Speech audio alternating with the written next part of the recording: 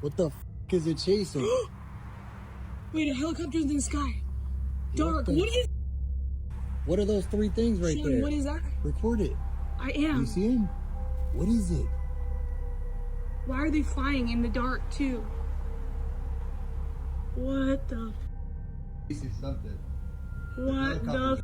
Welcome everyone to part number 41 of Mysterious TikToks. And I just want to say thank you so much for 25,000 subscribers. Me and Paul here can't believe it.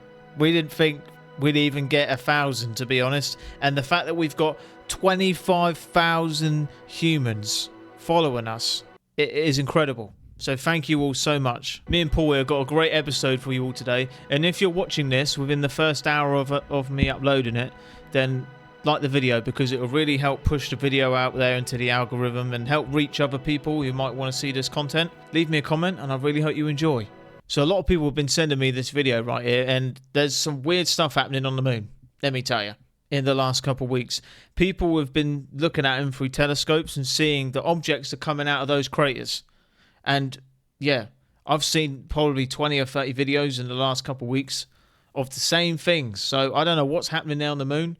A lot of people believe that it's a satellite or some sort of space station. These videos aren't helping those theories. So yeah, let's give it a watch.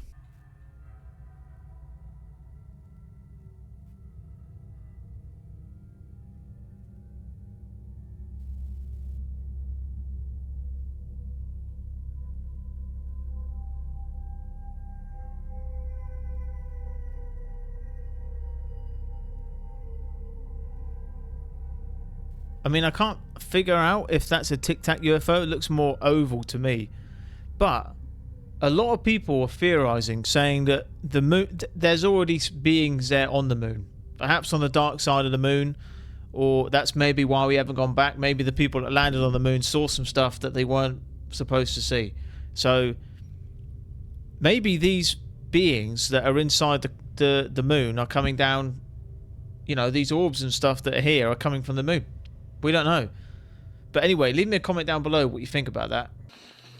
Started here, and then he flew and curved down this way.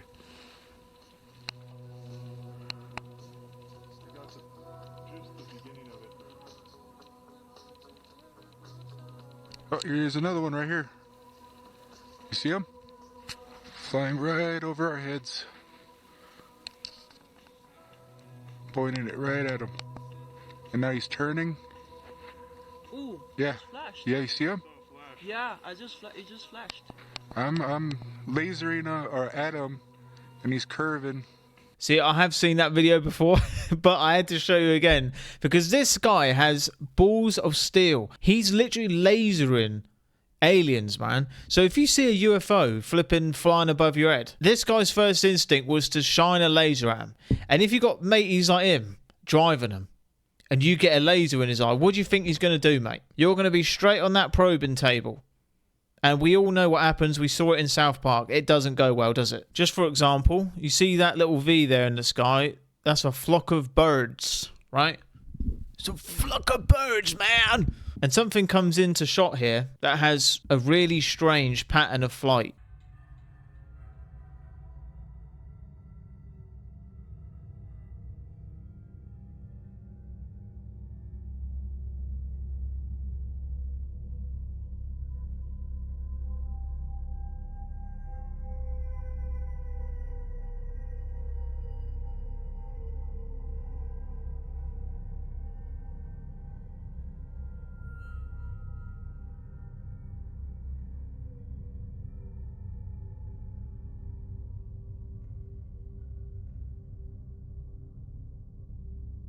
Man, I need to know where these orbs are getting their brakes done, because I'll tell you what, those are some decent brakes right there. That just stopped moving. I don't even know how fast that thing was going, but that's crazy. And no human being could survive that. Guys, should I actually buy a telescope and just like record stuff that I'll see? I'll drive out into the middle of nowhere and see if I can record some stuff. Leave a comment down below if you want to see that on the channel. So this video is taken from my parts of the world, right? Down here in England. And these metallic silver orbs have been seen everywhere. And they actually closed down an airport because they had a bunch of these flying around and they didn't know what to do. So they closed the airport. Yeah, this is a really good video we're going to watch because this is in HD. I can't believe it. Someone without a potato recorded a UFO.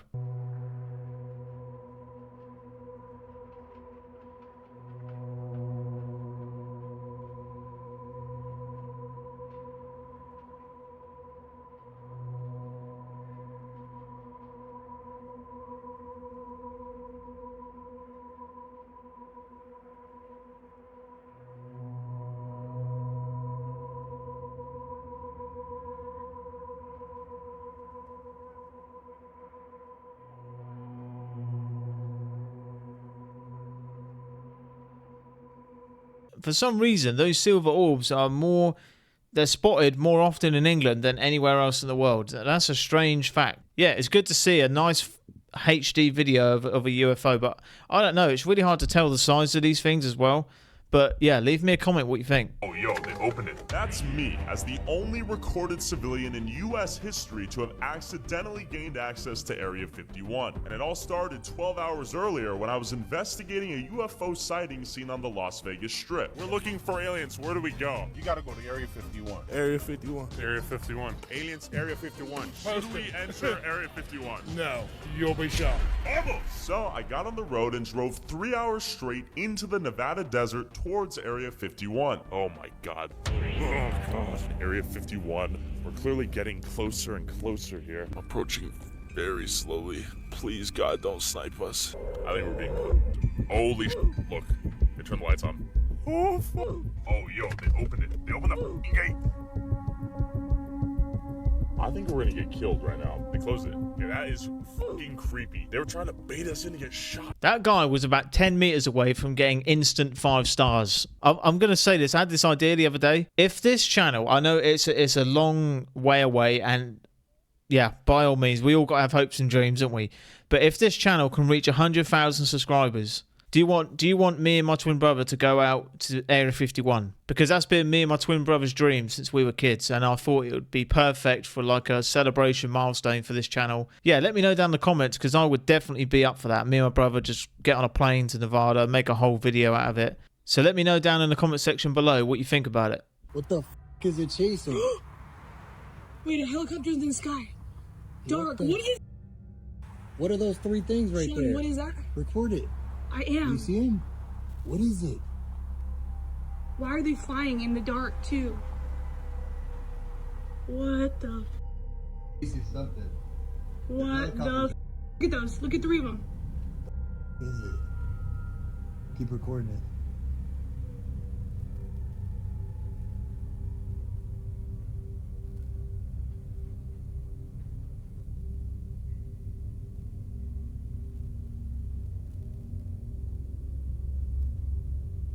See, I've seen so many videos of these same dark helicopters that have been flying around. They just look very strange. They could be flying through cloud, but this isn't the first video we've seen here on the channel with these dark helicopters flying around with orbs, flying around with drones, flying around at night time. And they always have that misty, dark appearance. So, I don't know. I don't know what to make of it. I'll be interested to hear what you think down below.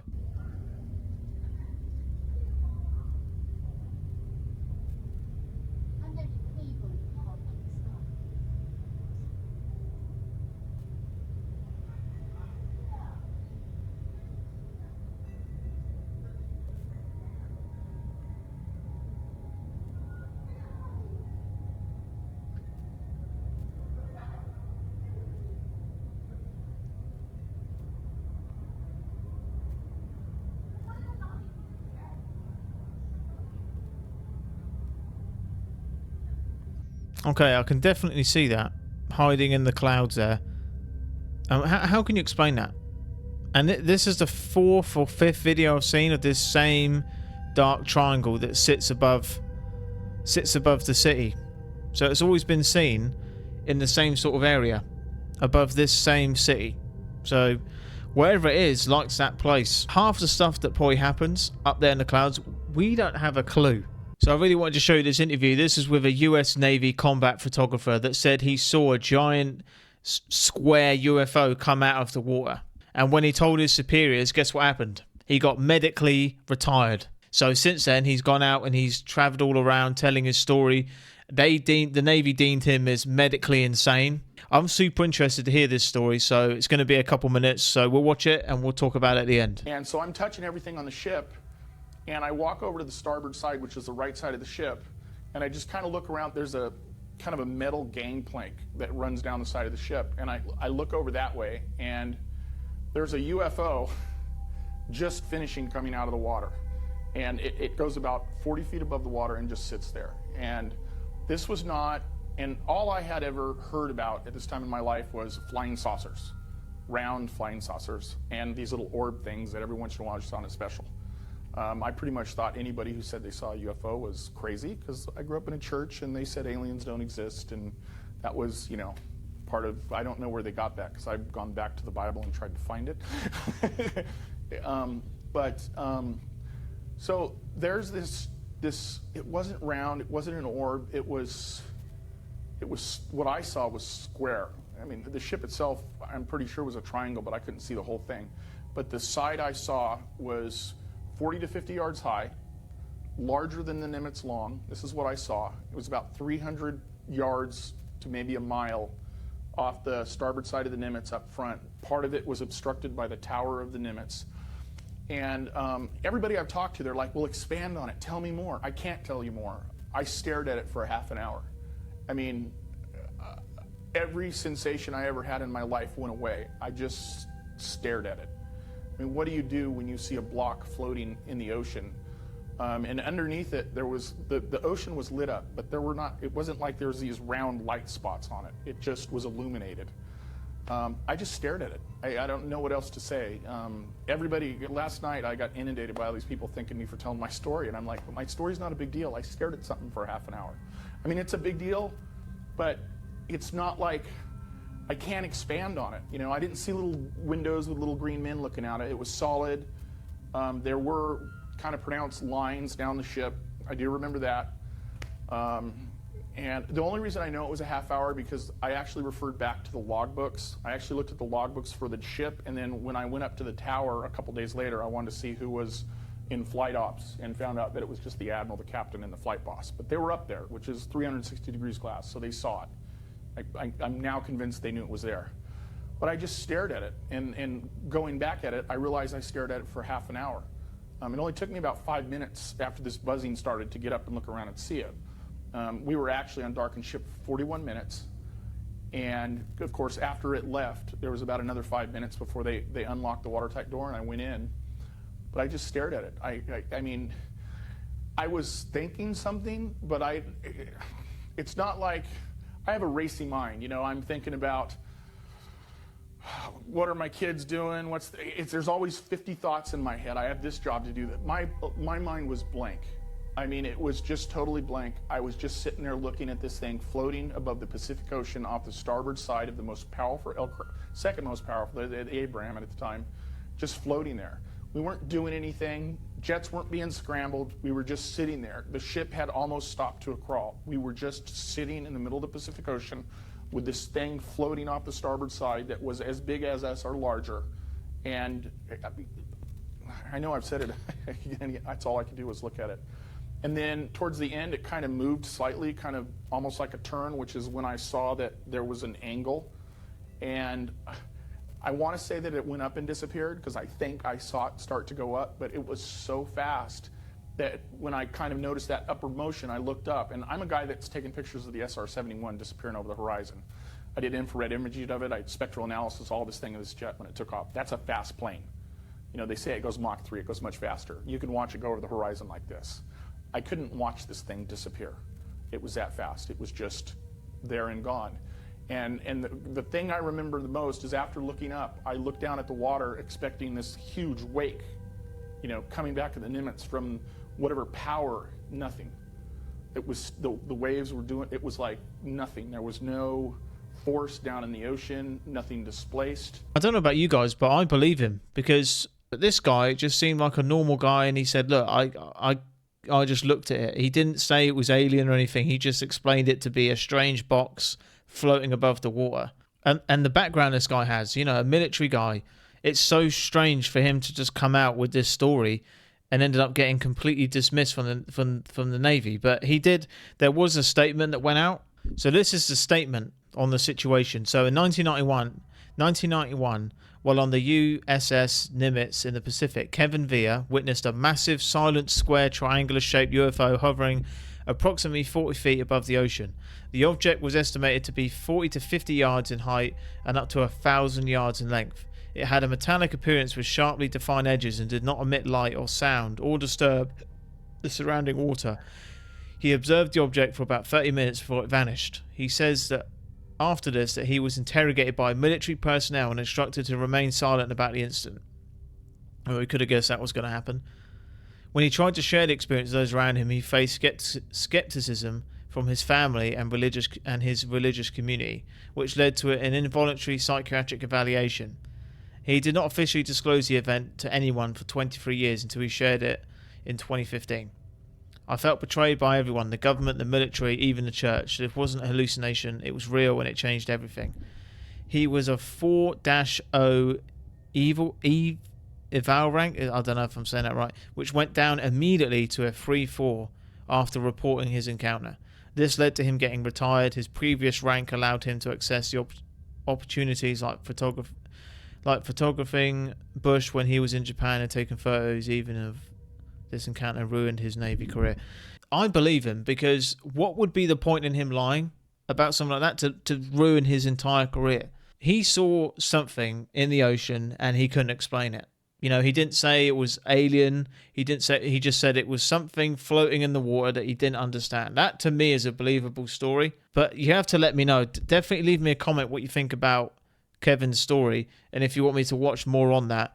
But that is a really, really interesting story. And I did want to talk about this because, you know, with the channel hitting 25,000 subscribers, it's a crazy number. And for you watching, if you have dreams, if you have goals, and there's things you wish to do with your life, never give up on those dreams. Because let me tell you, before YouTube started working for me, I've been doing YouTube since I was about 18, so 10 years. 10 years. I've had maybe 50 YouTube channels that have failed before this. I tried everything, and I'm so glad I never gave up. Because if you truly love something and enjoy doing it, you will succeed.